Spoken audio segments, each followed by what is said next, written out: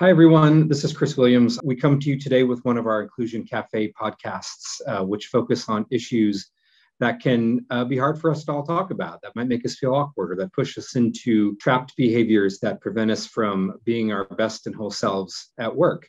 I'm going to be talking today with Jill, a factory technician based in Belgium, and I want to let Jill introduce herself and tell us a little bit more about who she is. Hello, everybody. So my name is Jill Watts. I'm an employee of Sanofi Geel, Belgium for the past 16 years, and I'm a transgender woman. So I came out of the closet from the age of 38, and a main issue for my transition was telling at work at Sanofi that I'm a transgender and I'm gonna switch from a male to a female. Coming out of the closet at Sanofi was way beyond my wildest dreams. I never thought it would be so easy. So then my coming out went so well.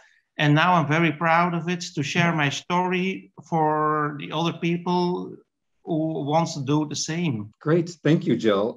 Before we get into hearing a little bit more about your story, this is a conversation about you, but I just want to say a couple of things about my own experience, because I think it's helpful maybe to others who are listening to our podcast today, kind of think about what they know about transgender people and what their preconceived notions might be. Maybe they think they don't even know anybody who's transgender. And, for me, I'm a gay man, but I think I have often, or I did struggle at times to kind of see the connection between the experience of being gay and the experience of being transgender. Being transgender isn't something I ever really thought much about until it was something that touched my own life. So both of my children identify as transgender. And it wasn't until they came out and we started going on a journey together as a family that I really started to care. And I don't say that with any pride. I think I say it with a wee bit of shame that I wasn't more committed to kind of understanding the experience and the journey of my trans brothers and sisters. And so I come to this discussion today as a member of the LGBTQIA+ community, but also as a father and as someone who wants to make the world a better place for young people everywhere to be who they are and to be able to express who they are in the way that feels most natural to them. So Jill, thanks very much for taking the time to talk today and to share your experience. You talked a little bit about how coming out at work was a relatively easy thing for you, but let's talk about your life before that. And, tell us a little bit about your story and growing up and when you started to realize that maybe you were different.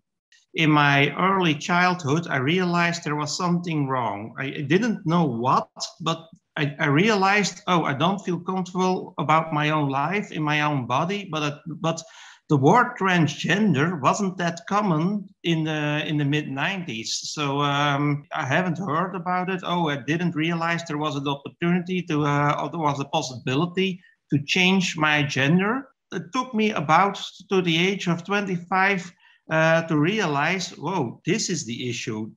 I'm a male, but there is a really strong female sitting inside me. She took over my life, and after the age of 35, I realized I wasn't happy as a male. I wanted to be that female, and I was willing to take the risk to come out of the closet and to change my life completely, and wanted to be the person that I really felt who I am.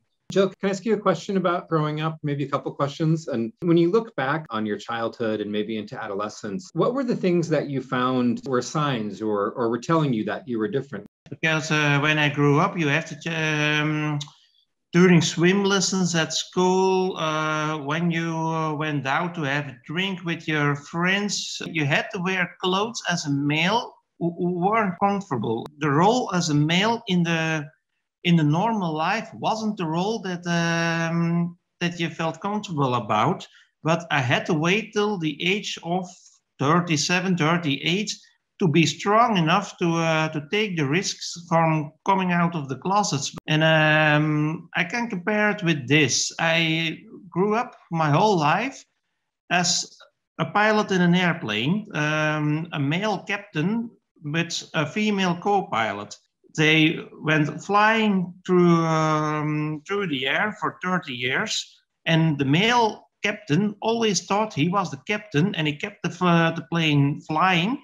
And the female co-pilot was sitting next to him. She ordered to him. She took over when it was necessary.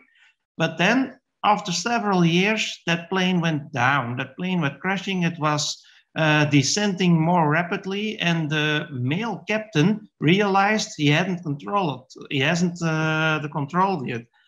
Once I was out of the closet, everything went very fast. I changed my way of clothing. I changed my way of living.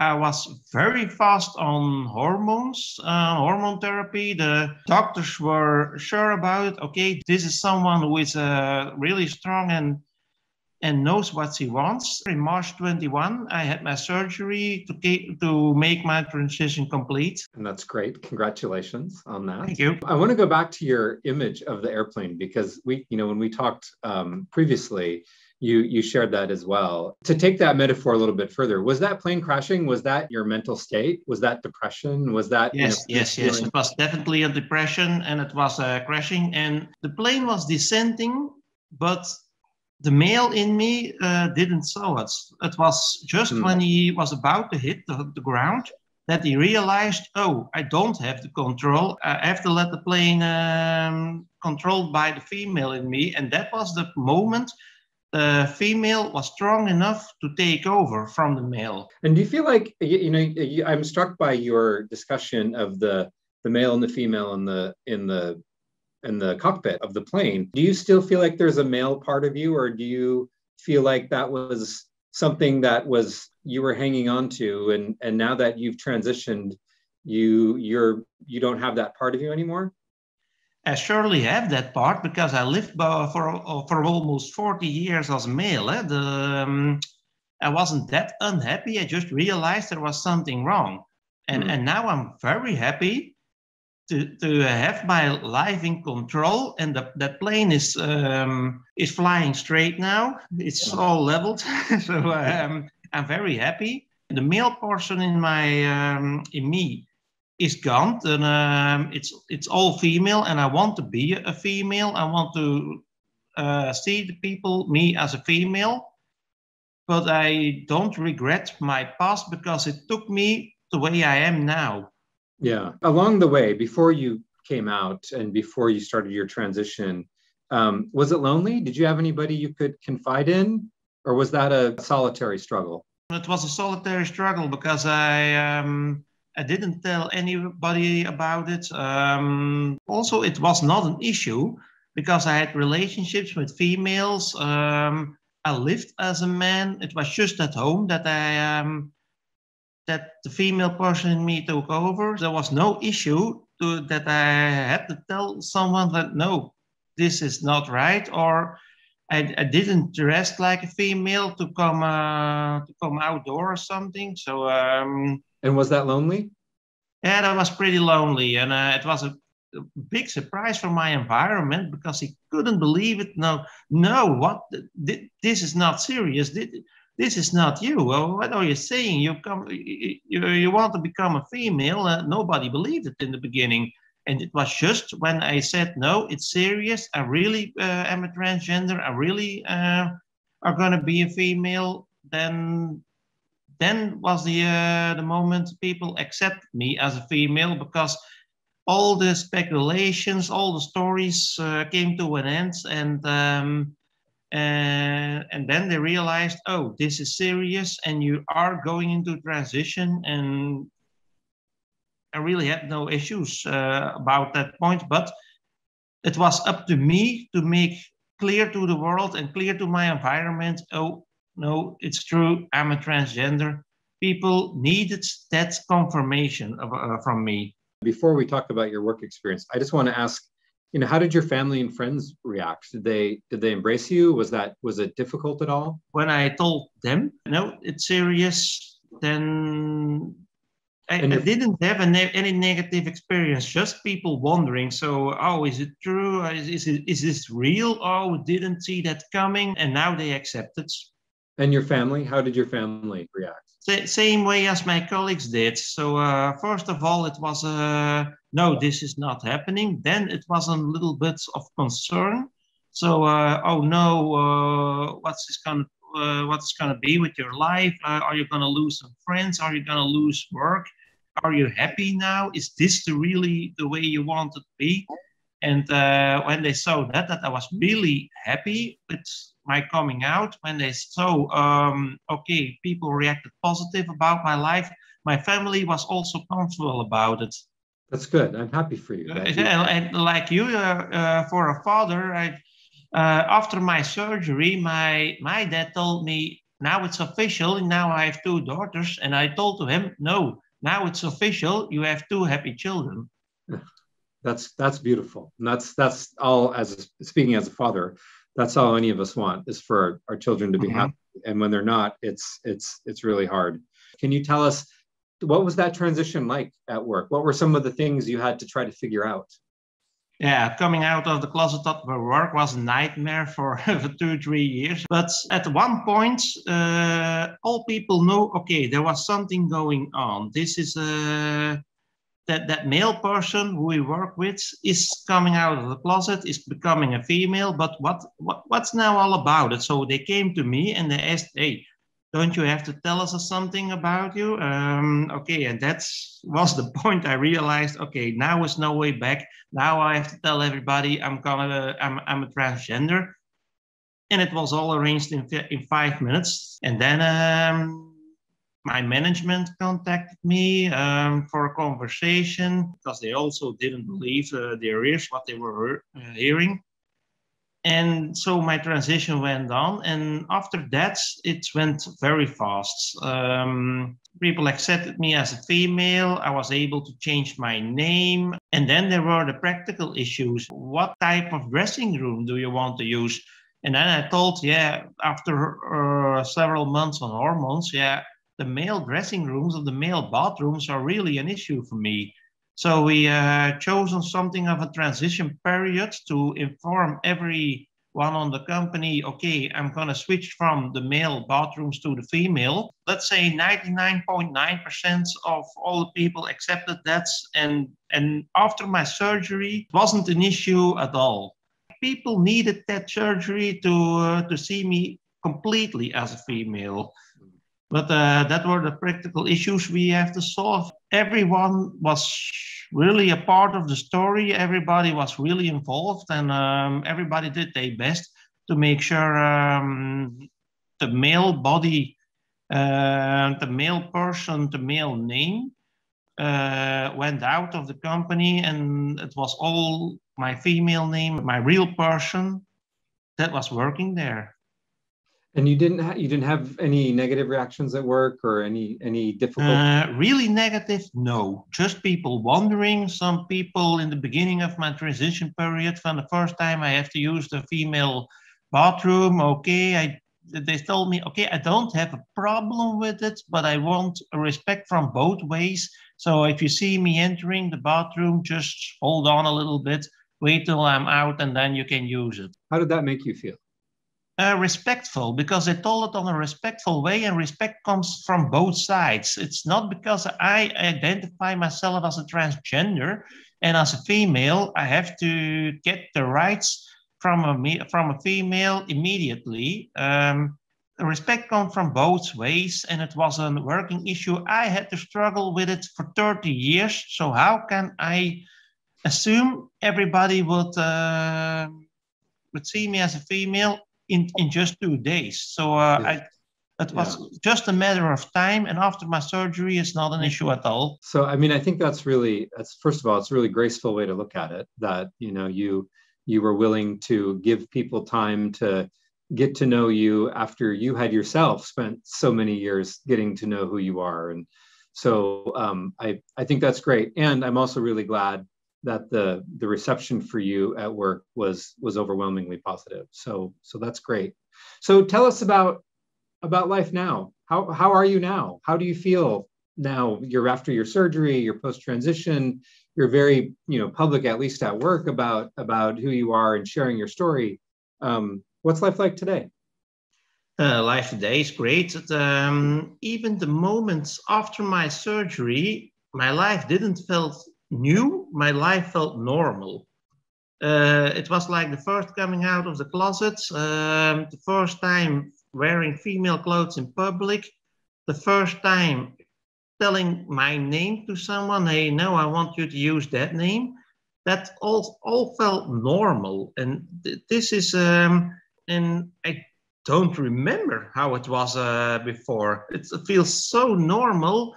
And people also treat me normal. So it was not you're a former guy or something. No, it's just the female. It is the female body. It is the female clothing. It is the female name. And I mean, I know it's a different journey for you than it was for me, but when I think about my life before I came out as gay, like I don't even know who that guy is anymore. When I look back in my memory on my life before I was out, so I can totally relate to that feeling of like, wow, like what was I afraid of, or why was this so difficult? Like for me, once I came out, I was like, yeah, this is just normal. This is just me. This is just who I am. yeah, And that's yeah, what I now, hear you saying too. yeah. Now you realize yourself. Hey, why didn't I do that in the past?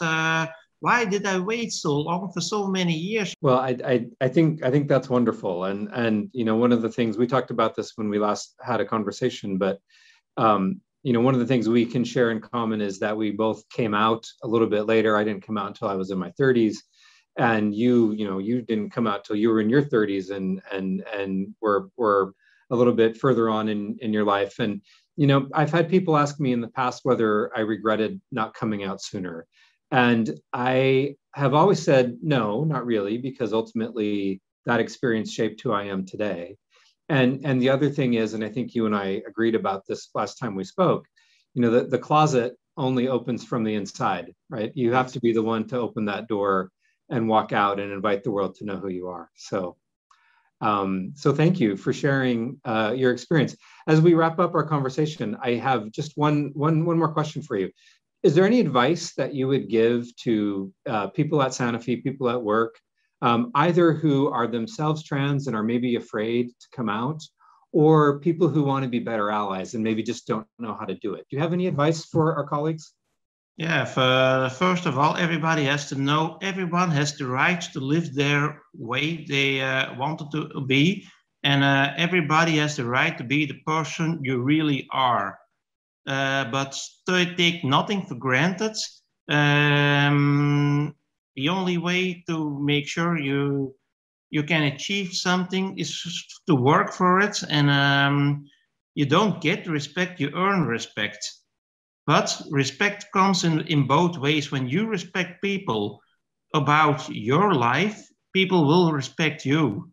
So you don't have to be afraid to come out of the closets. It is possible you live your good way. It is possible to be who you want to be, but respect the other people's opinion and make sure you respect yourself first. And then you are strong enough to handle with all the issues and become the person you really want to be. Jill, thank you. I think that's a great place for us to wrap up the conversation. And I really appreciate, again, you sharing your story with us. I wrote down a little quote here before our conversation that comes from Harvey Milk, who many people might know was the first politician elected to a political office in the United States who was openly gay. And he's talking here about gay people, but really I think he's talking about all LGBTQIA plus people when he said, every gay person must come out once they realize that we are indeed their children, we are indeed everywhere, every myth, every lie, every innuendo will be destroyed once and for all. And so I thank you for living your life out in the open and sharing your story with us, giving us the opportunity to get to know you, because as we get to know you, we get to know a trans person, and that's, I think, a great thing for all of us. So thanks for your time today. I really appreciate the conversation. Thank you, guys, and thanks all the employees on Sanofi worldwide, and especially my colleagues from Sanofi Geel, to make this possible and to make my world great again.